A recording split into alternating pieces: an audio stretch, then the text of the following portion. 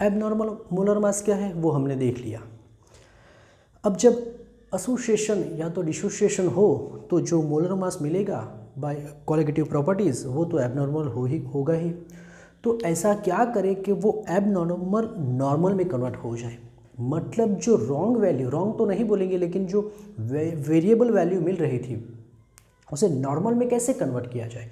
तो उसके लिए हमें एक फैक्टर इंट्रोड्यूस करना पड़ेगा और वो है van't Hoff factor. Van't Hoff factor को इंट्रोड्यूस करने से जो एबनॉर्मल था वो नॉर्मल में कन्वर्ट हो जाएगा। तो देखते हैं वॉन हॉफ फैक्टर है क्या और इसकी डेफिनेशन क्या है। पहले तो इसका फॉर्मूला देख लेते हैं। वॉन हॉफ फैक्टर को आई से डिनोट किया जाता है और फॉर्मूला है ऑब्जर्व्ड यानी कहाँ पे ऑब्जर्व कर सकेंगे तो एक्सपेरिमेंट में। इसका मतलब ये वैल्यू कौन सी होगी, experimental value. Observed value of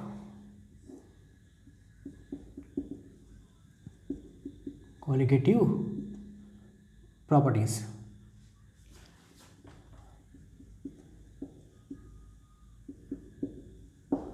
और नीचे होगी थियोरेटिकल यानी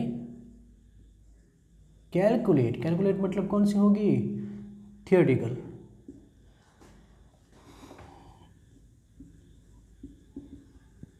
theoretical value of qualitative properties.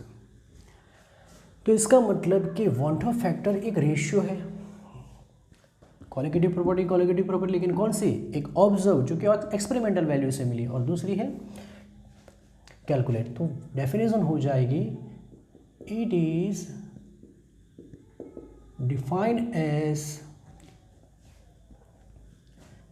Defined as the ratio of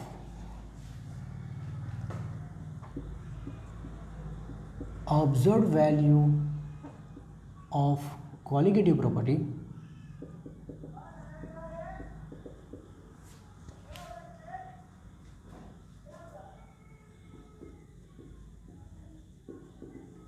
properties to calculate value of qualitative properties।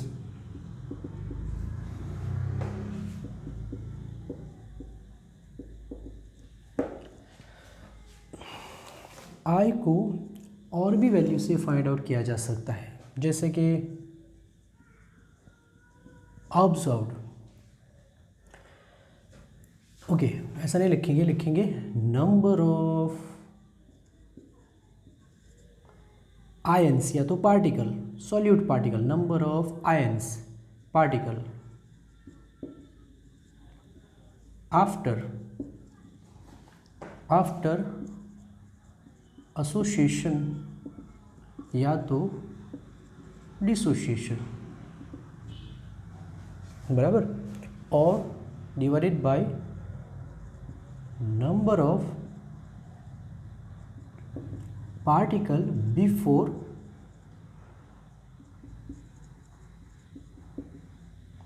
Association या फिर डिसोसिएशन। वो तो डिपेंड करेगा कौन सा फिनोमेना हो रहा है। एक और फॉर्मूला है, ऊपर होगा एबनॉर्मल मोलर मास मतलब कौन सा, जो कि एक्सपेरिमेंटल वैल्यूज मिला, और नीचे होगा नॉर्मल जो कि थियोरेटिकल कैलकुलेट करके मिला। ठीक है, तो ये हो जाएगा, इसे आप ऑब्जर्व भी लिख सकते। ये हो गया आपका एक्सपेरिमेंटल वैल्यू और ये हो गई थियोरेटिकल वैल्यू। तो abnormal molar mass divided by normal molar mass. चलो ये तो हमें फॉर्मूला मिल गया।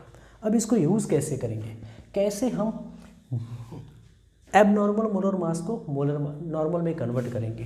तो इसके लिए पहले हमारे पास जो क्वालिटेटिव प्रॉपर्टी कौन कौन सी थी, relative lowering of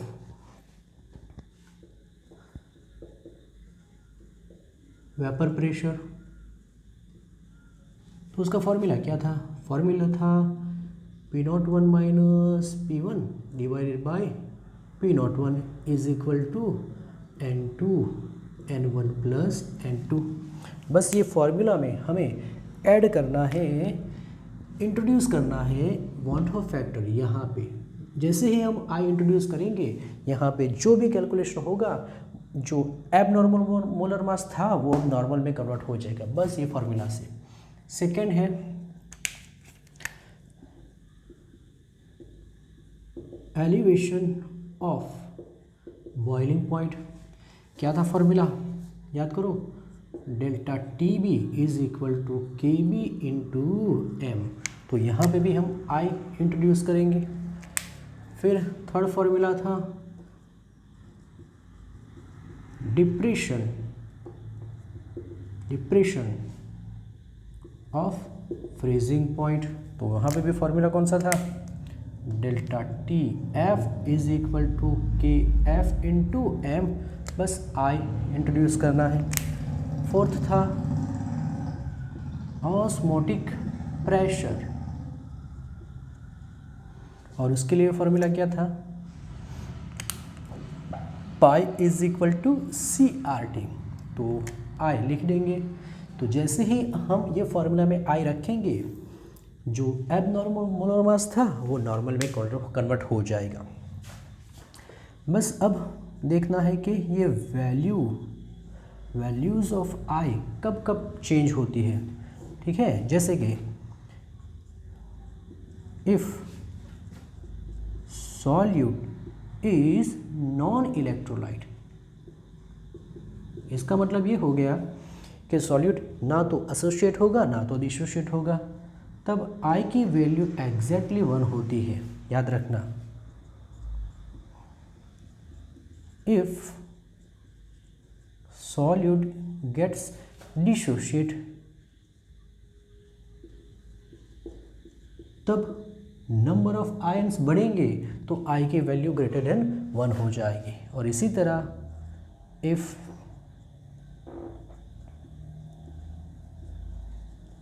solute gets associate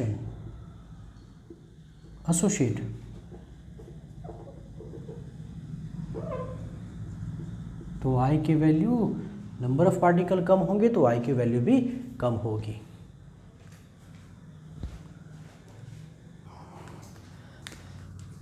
case 1, value of I in case of dissociation. फिर हम इन केस ऑफ एसोसिएशन के बारे में बात करेंगे।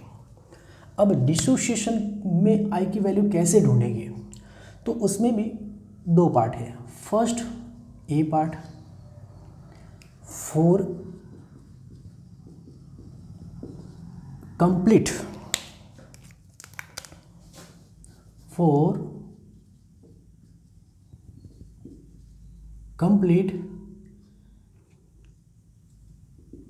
डिसोसिएशन।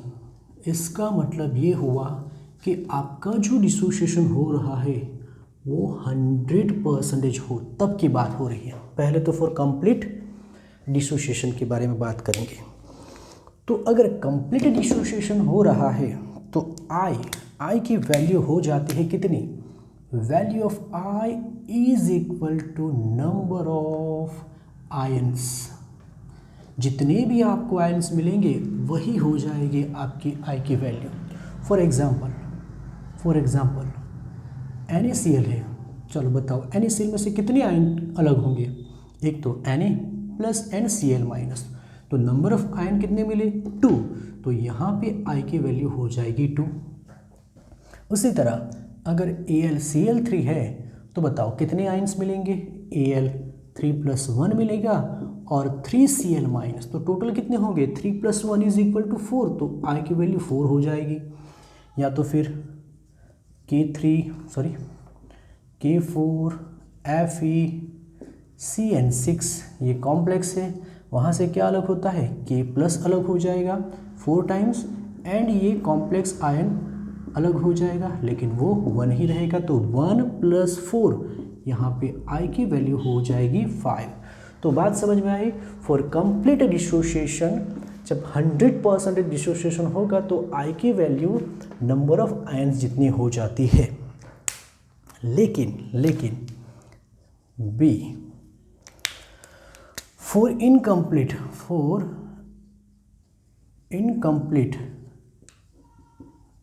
डिसोसिएशन, इसका मतलब यहाँ पर डिसोसिएशन लेस देन 100% हो, चाहे 50 भी हो सके 30 भी हो सके। तब कैसे ढूंढेंगे? तो वहाँ पे ढूंढने के लिए आपको चलो ये एक थ्योरी दिखानी पड़ेगी। चलो देखो, हमारे पास एक कंपाउंड है AB सॉलिड, हमने उसको सॉल्यूशन में ऐड किया।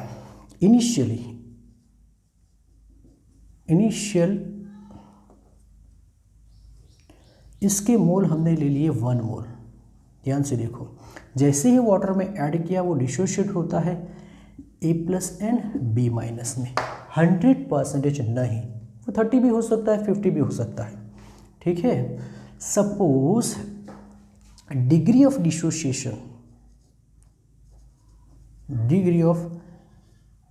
डिसोसिएशन अल्फा एज्यूम कर ले, तो मतलब 1 में से अल्फा पार्ट डिसोशिएट होगा तो ये कितना मिलेगा? 1 में से 1 मिल रहा है तो ये भी कितना मिलेगा? अल्फा ही मिलेगा।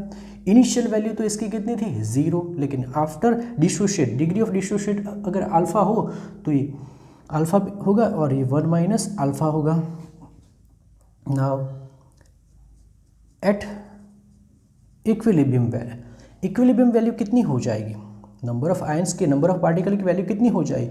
तो डिग्री ऑफ डिसोसिएशन को इनिशियल कॉन्सेंट्रेशन से मल्टीप्लाई कर दो, तो 1 - अल्फा इंटू 1 1 ही रहेगा, अल्फा इंटू 1 अल्फा ही रहेगा, अल्फा इंटू 1 अल्फा ही रहेगा, ठीक है। देखो फिर से इनिशियल मोल कितने ले लिए? 1। इनिशियल ये तो था ही नहीं, एज्यूम कर लिया कि डिग्री ऑफ डिसोसिएशन अल्फा है, तो ये कितना पार्ट बचेगा? 1 में से अल्फा पार्ट निकल गया तो 1 - अल्फा। अब कॉन्सेंट्रेशन एट इक्विलिब्रियम कितना हो जाएगा? तो degree of dissociation into initial concentration, लेकिन ये तो 1 ही है, मतलब 1 - अल्फा इंटू 1 उतना ही होगा। अब बताओ, अब टोटल नंबर ऑफ आयंस कितने हो गए एट इक्विलिब्रियम? तो देखो number of particles, ion particle लिखो, कुछ भी लिखो चलेगा। नंबर ऑफ पार्टिकल्स बताओ, चलो कितने हो गए? ये भी है, ये भी है और ये भी है, तो ये हो जाएगा 1 - alpha plus alpha plus alpha, एक अल्फा अल्फा कैंसल, तो ये मिल गया 1 - 1 प्लस अल्फा। तो टोटल नंबर ऑफ पार्टिकल कितने हो गए? 1 + अल्फा। अब बताओ, ये तो हमारी हो गई कौन सी वैल्यू? Observed value. इसे थ्योरेटिकल वैल्यू से डिवाइड करेंगे। थ्योरेटिकल वैल्यू कितनी थी? आइडियल वैल्यू कितनी थी? 1 मोल। अब कितना हो गया? 1 + अल्फा, तो इसको 1 से डिवाइड करो, वही वैल्यू मिलेगी। तो और हमने आई का तो फॉर्मूला लिखा ही था, क्या फॉर्मूला लिखा था याद करो? Observed value of particles divided by theoretical value. तो आई अब बन जाएगा 1 + अल्फा डिवाइडेड बाय 1, यानी कि वो होगा 1 + अल्फा ही होगा, ठीक है। तो उसी तरह तो इसका मतलब आई का फॉर्मूला क्या आया? 1 + अल्फा, ठीक है। अब देखो, अगर यहाँ पे तो कितने आयंस मिल रहे हैं? सिर्फ 1 + 1 2 ही, लेकिन अगर नंबर ऑफ आयंस 3 होते तब क्या होता? तब आई का फॉर्मूला हमें ये मिलता 1 + 2 अल्फा। अगर नंबर ऑफ आयंस 4 होते तो हमें आई का फॉर्मूला ये मिलता 1 + 3 अल्फा। तो इसी तरह नंबर ऑफ आयंस n हो तो आई का फॉर्मूला बन जाएगा 1 + n - 1 अल्फा। तो इससे हम अल्फा का फॉर्मूला बना देंगे और अल्फा का फॉर्मूला हो जाएगा I-1 डिवाइडेड बाई N-1। तो हम अब ये फार्मूला को यूज़ करेंगे। आपको ये सब आए ना आए, आपको ये फार्मूला ज़रूर आना चाहिए। कब? जब वो कंप्लीट डिसोशिएट नहीं होता है तब जाके ये फार्मूला हम यूज़ करेंगे। किसके लिए? I को फाइंड आउट करने के लिए। Where what is alpha? Degree of dissociation, ठीक है। What is N? Number of ions which gets dissociate, number of ions after dissociation। चलो, ये तो हो गया केस 1 फॉर डिसोशिएशन। अब उसी तरह केस 2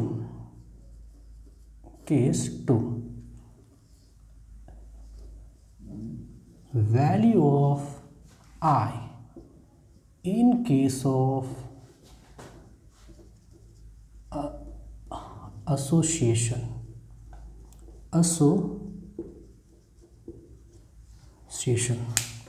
उसमें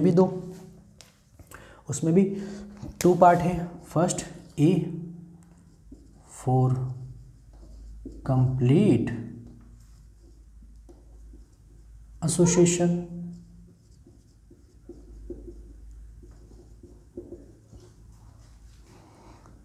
देखो यहाँ पे क्या लिखा हमने?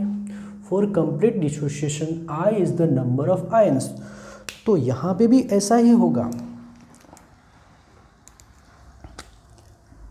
I is equal to number of ions molecule. यहाँ पे आयंस तो होंगे नहीं, नंबर ऑफ मॉलिक्यूल्स, वो चाहे डाइमर हो या ट्राइमर। तो इसका मतलब क्या होगा? इफ इट इज डाइमर तब I की वैल्यू हो जाएगी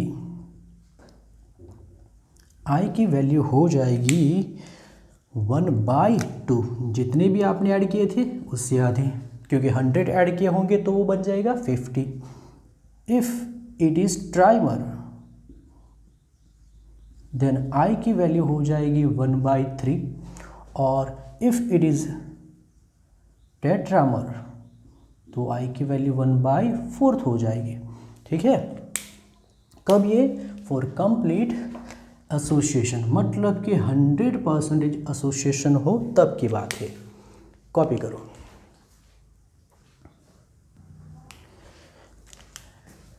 केस 2 में A तो देख लिया, अब पार्ट B फॉर इनकम्प्लीट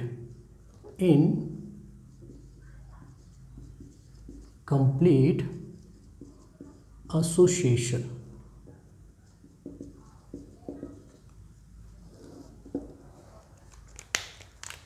चलो, सपोज हमारे पास ए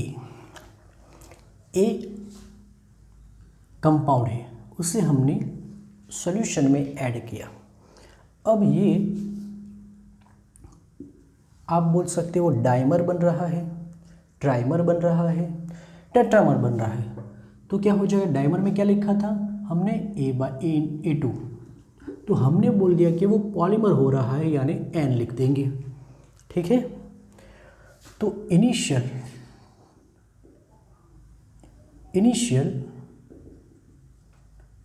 मोल सपोज हमारे पास 1 था, इनिशियल तो 0 होगा। अब हम डिग्री ऑफ एसोसिएशन एज्यूम कर लेते हैं कि x है, बराबर। सोचो, इसका मतलब क्या होता है कि 1 में से x जितना पार्ट एसोसिएट हुआ है, x जितना पार्ट क्या हुआ है? एसोसिएट हुआ। तो बचा कितना? 1 - x। अब ये कितना मिलेगा? तो ये मिलेगा x/n। कैसे? तो देखो, सपोज ये एसिडिक एसिड था, बराबर। हमने 100 मॉलिक्यूल्स लिए थे, बराबर, 100 मॉलिक्यूल्स। अब 100 में से 40 मॉलिक्यूल्स क्या हो रहे हैं, एसोसिएट हो रहे हैं, बराबर, और डाइमर बना रहे हैं। डाइमर मतलब ये फॉर्मूला। अब बताओ 100 में से 40 एसोसिएट होंगे तो यहाँ पे कितना बचेगा, 100 माइनस 40। लेकिन यहाँ पे कितना लिखो, 40 नहीं, क्योंकि 40 तो आपस में दो मॉलिक्यूल्स जुड़ के बन गए कितने, डाइमर। डाइमर मतलब 40/2 हो जाएगा, यानी 20 ही मिलेगा। तो उसी तरह अगर x इसका डिग्री ऑफ एसोसिएशन है तो ये डाइमर जो भी पॉलीमर है उसकी वैल्यू x/n हो जाएगी, ठीक है। और कॉन्सेंट्रेशन एट इक्विलिब्रियम, तो ये 1 माइनस x इंटू 1 जो कि वही होगा, और x/n इंटू 1 वो भी वही होगा। तो टोटल नंबर ऑफ मॉलिक्यूल्स कितना हो जाएगा, 1 माइनस x/n, जो भी है सब मिला के, तो इसी को बोलेंगे I।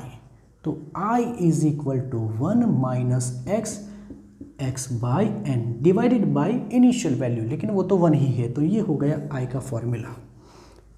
If it is dimer तो I की वैल्यू, I का फॉर्मूला हो जाएगा 1 minus x plus x/2। If it is trimer तो I का फॉर्मूला बन जाएगा 1 minus x plus x/3। It is tetramer तो उसी तरह हम फाइनली x का फॉर्मूला इससे डिराइव कर देंगे और वो हो जाएगा n, 1 minus I divided by n minus 1। ये आपका फाइनल फॉर्मूला। जिस तरह से हमने डिग्री ऑफ डिसोसिएशन के लिए फॉर्मूला फाइंड आउट किया, उसी तरह डिग्री ऑफ एसोसिएशन I तो आपको मालूम ही है, और n क्या हो जाएगा, यहाँ पे number of ion after dissociation है, यहाँ पे n हो जाएगा नंबर ऑफ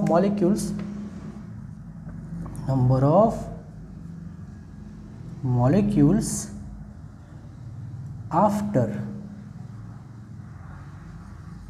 एसोसिएशन, ठीक है। तो ये फॉर्मूला यूज करके हम I की वैल्यू या तो degree of association find out करेंगे। कॉपी करो। दो क्वेश्चन ले लेते हैं ये टॉपिक पे रिलेटेड। देखो, the unknown compound is dimerised in solution, इसका मतलब वो डाइमर बना रहा है। तो डाइमराइज इन सॉल्यूशन इसका मतलब n, जो number of molecules after dimerise होता है वो कितना हो गया, 2। If degree of association is 0.30, तो x की वैल्यू 0.30 है, देन व्हाट इज I, तो I हमें ढूंढना है। What is the value of I हमें ढूंढना है। चलो याद करो कौन सा फॉर्मूला यूज करेंगे, x का फॉर्मूला क्या था, n, 1 minus I divided by n minus 1, ठीक है। ये वैल्यू हमारे पास 0.30 है, n की वैल्यू हमारे पास 2 है, और 1 माइनस I यहाँ पे क्या हो जाएगा, 2 माइनस 1, 2 माइनस 1 1 ही होगा, तो 0.30 is equal to 2 minus twice I हो जाएगा। इसको ये साइड लाओ, तो 2I is equal to 2 minus 0.30 कितना हो जाएगा, 1.70 हो जाएगा। तो I डिवाइड करो 0.85 आपको मिलेगा। तो ये answer. For one unknown compound I is equal to, यहाँ पे हमें I की वैल्यू 0.6 दिया हुआ है। इफ इट फॉर्म्स ट्राइमर मतलब n इज इक्वल टू 3 हो गया in solution, then what is degree of association, यानी x यहाँ पे ढूंढना है। तो फिर से x का formula x is equal to n, 1 minus I divided by n minus 1। चलो ये तो हमारा 3 है, 1 minus 0.60 divided by 3 minus 1, 3, 1 minus 0.60 मतलब कितना बचेगा, 0.40 डिवाइडेड बाई 2।